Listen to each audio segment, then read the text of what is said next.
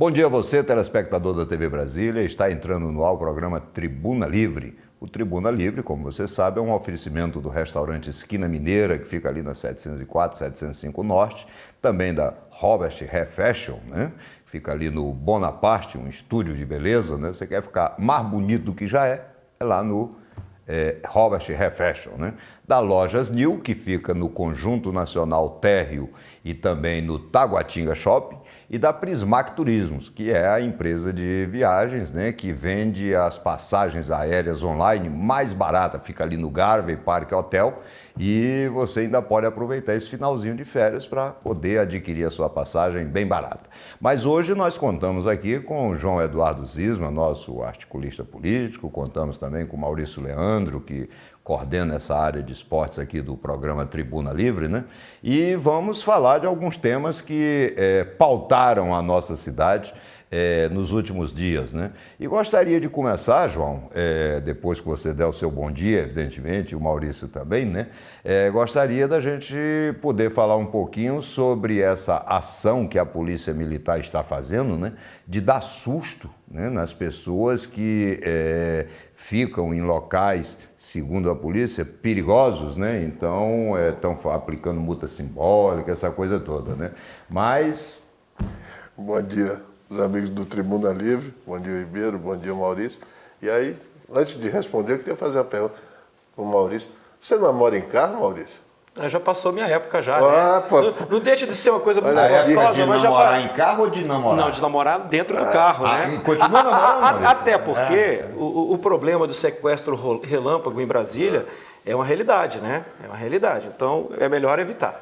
Eu acho que a polícia tem toda a razão de estar preocupado com a segurança da sociedade, de uma maneira geral, né? Isso é um aspecto positivo. Agora, eu queria saber... Como é que se aplica a multa no camarada? É multa alternativa? Como é que chama? O que é que eles estão... dar um chacoalhão? Como é que vai fazer? Na verdade, é um susto dá na pessoa, né? É interessante isso. Como é que vai assustar? O sujeito está namorando no carro e tal? Mas tem essa situação que vocês estão comentando aí, eu, vez por outra, caminho bastante, né? Pela cidade, e a gente observa... na linguagem até do próprio telespectador do Tribuna Livre vai compreender, dando mole dentro do carro, esperando pessoas saírem de shopping, ou então esticando uma conversa dentro de carro. E essa multa alternativa pode até merecer uma crítica ou outra, mas o intuito é de alertar a população no sentido de evitar alguma situação que ofereça risco de um sequestro relâmpago. É uma alternativa. Mas deixa eu perguntar uma coisa para vocês. A função da polícia é evitar que a população sofra algum tipo de violência. É evitar que os sequestros aconteçam. Então, ao invés de ficar, entendeu, orientando as pessoas, né, dando esses sustos, por que não evita? Não sabe que na saída de shopping tem bandido esperando para poder assaltar as pessoas? Não sabe que em local ermo os bandidos ficam lá querendo pegar as pessoas? Então vai policiar lá, rapaz. Que negócio, isso é uma inversão de valores, quer dizer, a população que daqui a pouco vão aconselhar o seguinte, não sai de casa porque é perigoso. Ué, que história é essa?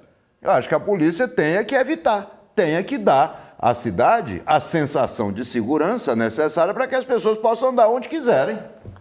Não estamos fazendo aqui, eu acho que você não está fazendo apologia ao tentado ao pudor. Né? Mas não. É muito pelo contrário, eu acho que você tem toda a razão. Acho que essa preocupação tem que existir. Agora, o policiamento tem que ser ostensivo nesses locais, né, para justamente permitir que as pessoas possam usufruir do seu lazer, da sua privacidade, enfim, sem, evidentemente, estar estimulando aqui o atentado ao pudor. A história de Brasília tem uma coisa interessante, não sei se vocês lembram, vocês devem lembrar, porque são dessa época, eu não, já... Sou mais novo, né? Mas antigamente o local de namoro aqui em Brasília à noite, o namoro escondido, era em frente ao Palácio do Buriti, lembra? Tinha um Buriti. Você lembra disso? Tá vendo? Lembro. Não lembro do Buriti. Então, e também tinha assim que se pega um mentiroso. Mas é famoso, né? Famoso, é verdade, talvez. é verdade. E lá não acontecia nada, né? Lá não acontecia absolutamente nada, ou seja, o bandido não ia lá. Né? E outra coisa, aproveitando o Tribuna Livre que debate os assuntos da nossa sociedade, de Brasília como um todo, serve de alerta, utilizando até o teu programa, em relação às faixas exclusivas para ônibus, né, que é uma tentativa de estimular a população para utilizar o transporte coletivo, mas nos finais de semana há uma diminuição sensata e significativa de ônibus em Brasília, e a maioria das pessoas saem de carro no final de semana para levar a sua família para um zoológico, para um cinema, ou passear no parque da cidade, ou sair com a família para o shopping. E a gente não verifica mais ônibus nas faixas exclusivas. Então eu entendo que essas faixas exclusivas elas poderiam ser utilizadas somente em dias de semana. No final de semana libera para os veículos. Não, você deve ter percebido que o Maurício se sentiu desconfortável com o assunto anterior e mudou de uma forma muito sutil. O telespectador também percebeu isso, mas nós vamos fazer de conta que não percebemos e vamos entrar logo nessa questão do transporte. Não é. Esse tema que o Maurício Não, nós puxou... entendemos, não precisa explicar, não. Esse tema que o Maurício puxou, essa questão das faixas, é uma coisa que tem que ser repensada, de fato. Mas sobre todos os aspectos. Não só dos finais de semana, mas em determinados horários. Eu sei, por exemplo, eu faço um trajeto que eu passo quase diariamente ali pelo setor policial. Ali perto do cemitério, no final das Açu.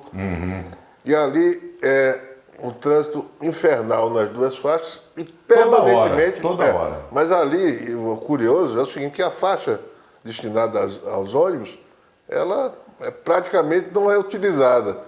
O circuito ali, me parece que não é, é muito, vamos dizer assim, bem servido. Acho que essa faixa, na verdade, ela foi subtraída do motorista comum, quer dizer, não foi criada uma nova faixa. Foi, né? Exato, é por isso que está tendo ali engarrafamentos permanentes, como também, no final do dia, aquela seguida para Taguatinga ali na Épia também é horrível. Porque parte-se do princípio que você utiliza uma faixa exclusiva para ônibus, onde as vias sejam expressas. Claro. A EPNB, ou então a EPTG.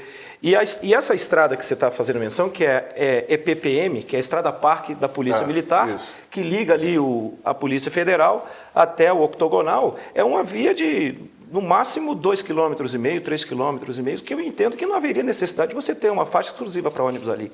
Né, engarrafando ainda mais o trânsito caótico depois das aulas. Aliás, de passagem, eu tenho notado uma coisa interessante.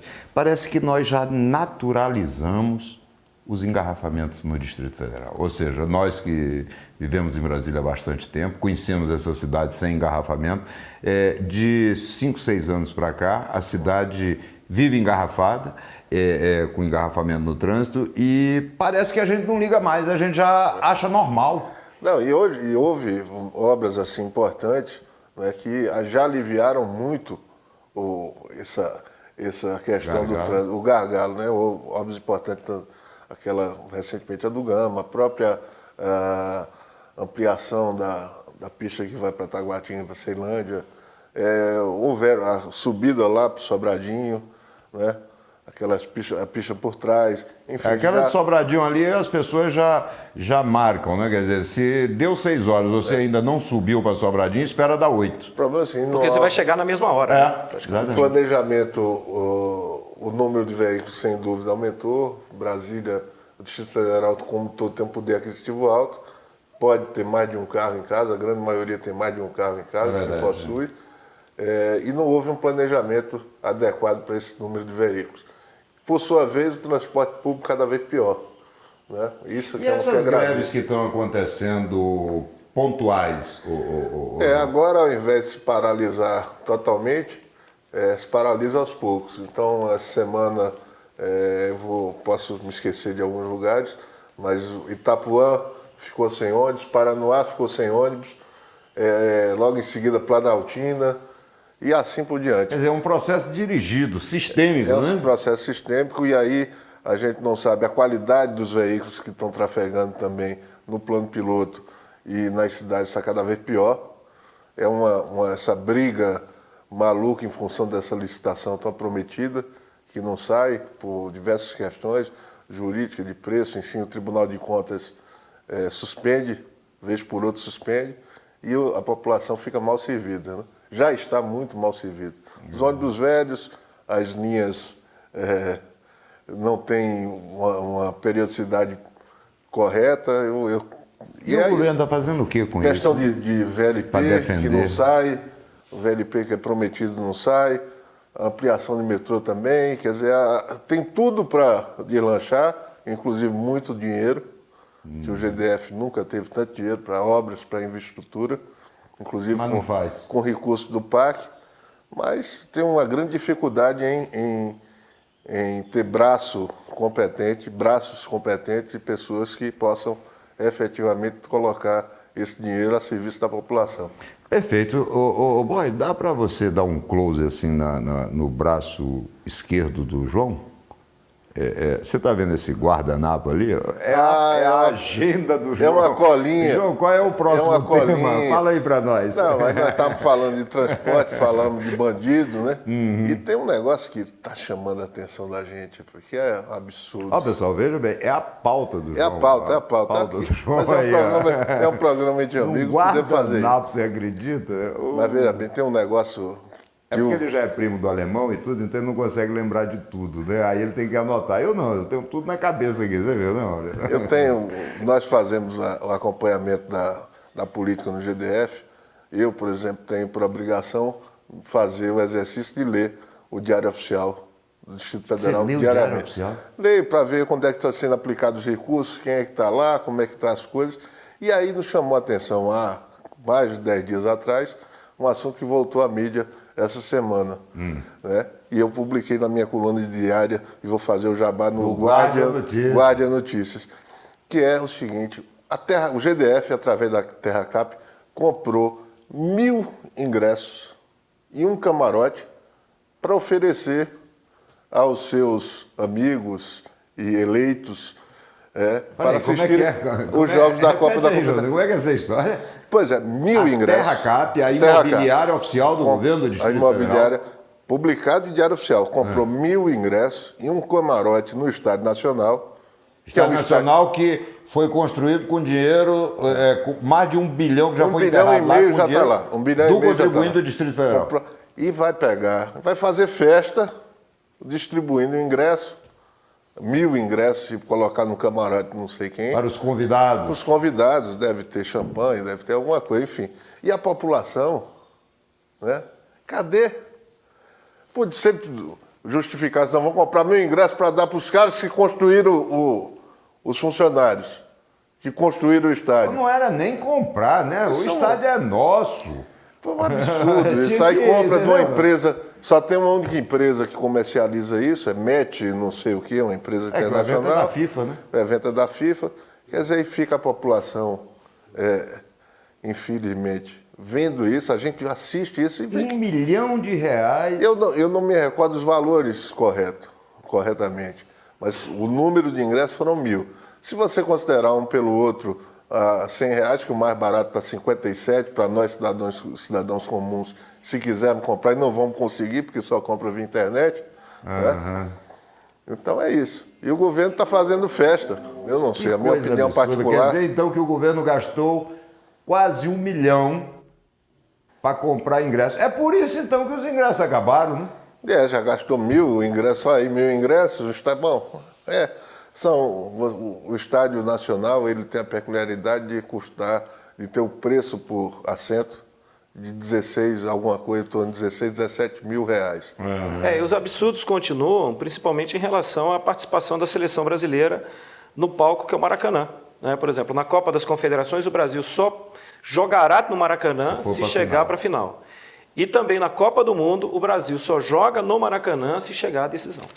Mas vamos jogar em São Paulo, lá no Itaquerão, né, que é o estádio do Itaquerão, presidente. O estádio do Corinthians, que inicialmente era para ser construído com dinheiro privado, né? E aí já...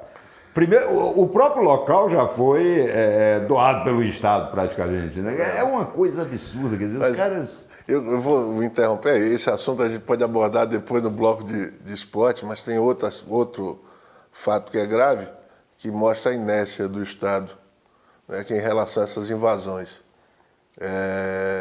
Houve uma invasão de um prédio.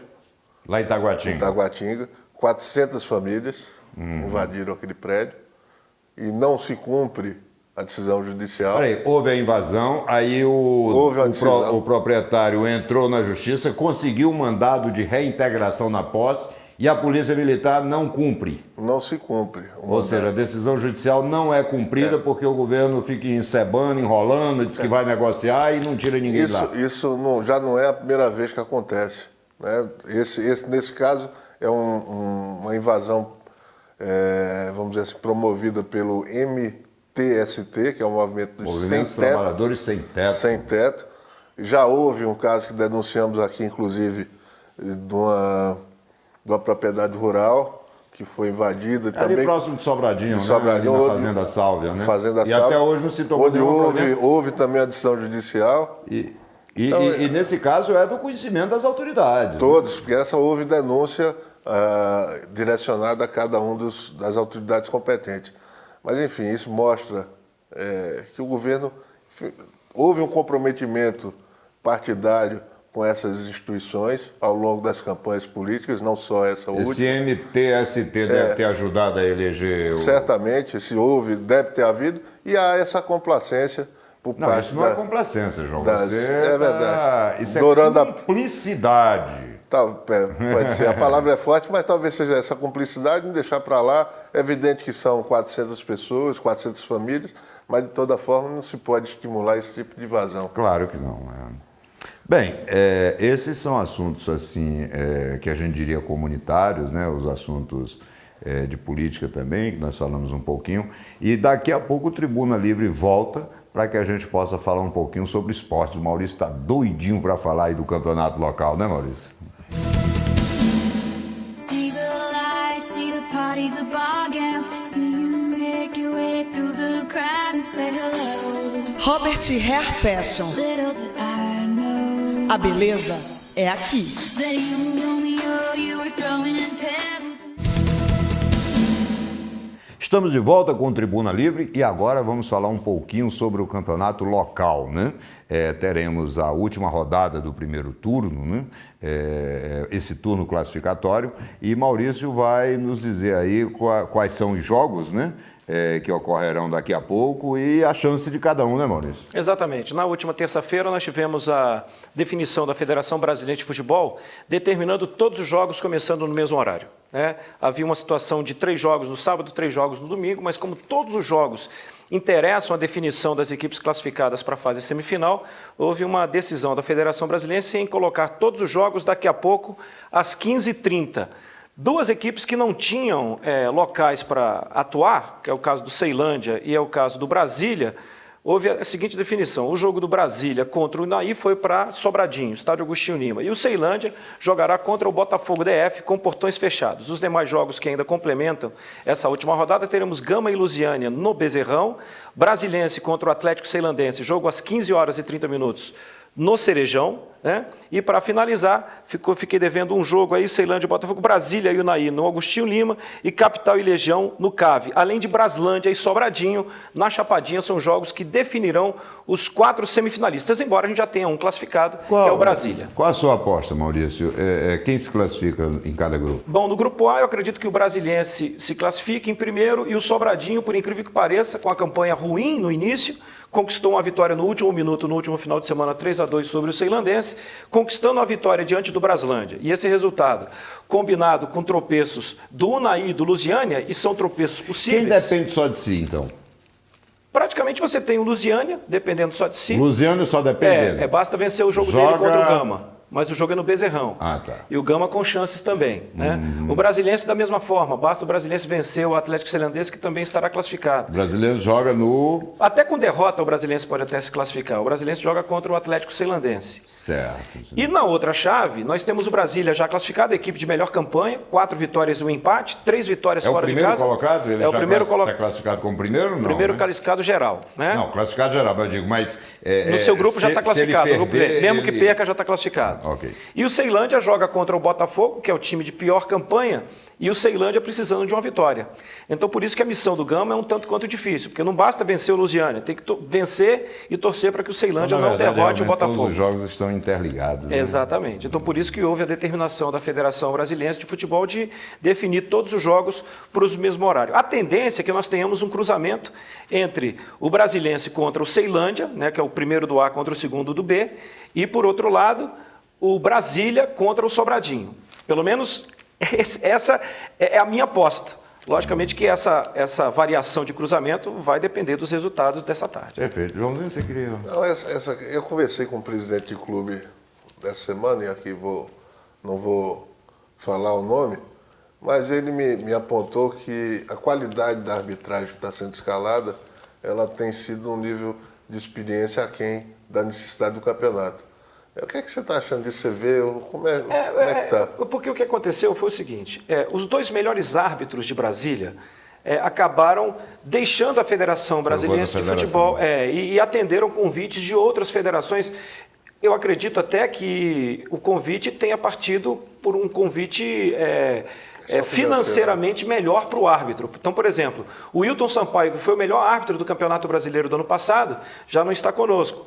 E o Sandro Ritt, que é um árbitro FIFA, né? Que provavelmente será o nosso árbitro para a Copa do Mundo, está apitando na Federação Pernambucana de Futebol. Né? Então a gente perdeu um pouco de qualidade da arbitragem, mas aos poucos a gente tem o Rodrigo Raposo como um bom árbitro, tem um bom auxiliar, que é o Luciano Brasília é uma boa escola, né, de arbitragem. Teve o Luciano, né? Teve o Edson Rezende nas antigas, teve o Luciano Almeida, outro árbitro muito bom aqui no Distrito Federal. Né? O Altemir Hausmann não, é de Santa Catarina ele. Ah, tá. Entendeu? Então, mas pelo menos a reclamação é que está realmente, não ele puxando a sardinha para o lado do clube dele, mas está dizendo que ela está falhando para ambos os lados. Eu, pelos jogos que eu acompanhei, eu não faço nenhuma crítica à arbitragem, mas talvez um jogo ou outro, talvez mereça crítica da presidência. Bem, mas para que possamos ser cobrados, né, o Maurício aposta que o Brasília e o Sobradinho se classifiquem, e o Brasiliense e o Ceilândia, é isso? Isso, exatamente. Minha dúvida só está em relação ao Lusiânia. Acho que o Lusiânia ele tem boa possibilidade de se classificar também, depende dele só, mas via de regra eu acho que o Maurício está acertando aí.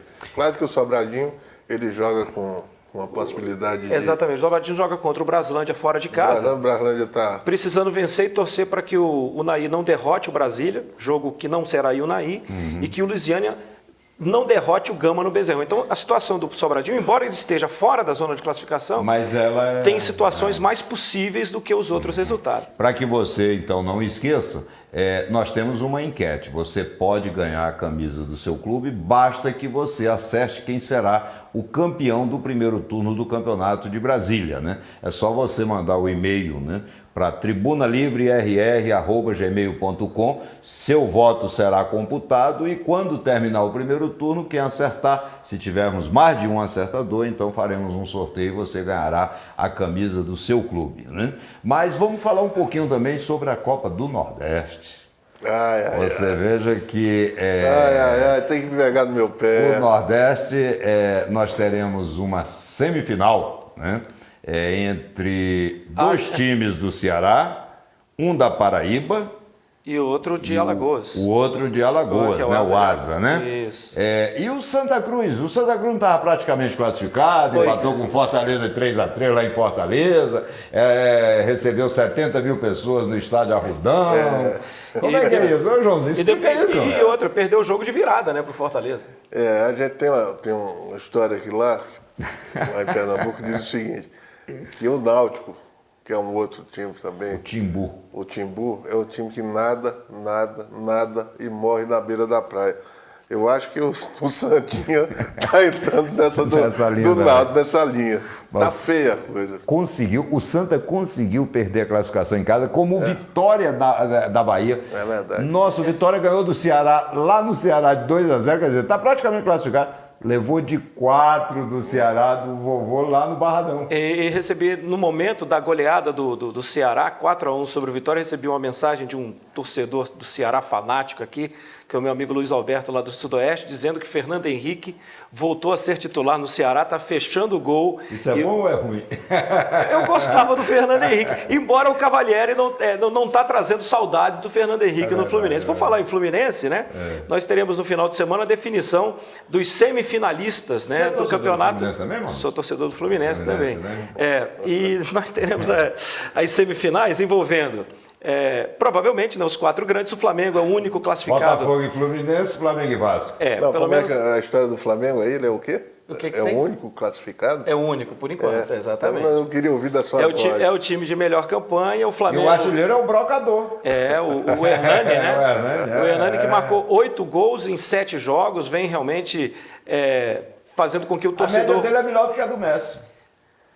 Eu não diria isso, não diria 8 isso. 8 gols em 7 jogos. Ele está numa média impressionante, né? É verdade. E o que é curioso é que o Hernani, ele está numa média melhor do que o Nunes, melhor do que Wagner Love, melhor do que o Adriano, quando vestiu pela primeira vez a camisa do Flamengo. Né? Você deve estar satisfeito, né? Porque supletivamente você é torcedor do Flamengo. Né? Eu sou da geração Zico e o Flamengo... Aliás, todo nordestino ele sempre tem um time, um segundo time, até porque isso é uma tradição de mais de 60 anos, 70 anos, que os clubes faziam as excursões, né? É verdade. Pelo Nordeste todo, e era uma grande atração, era um espetáculo realmente das multidões.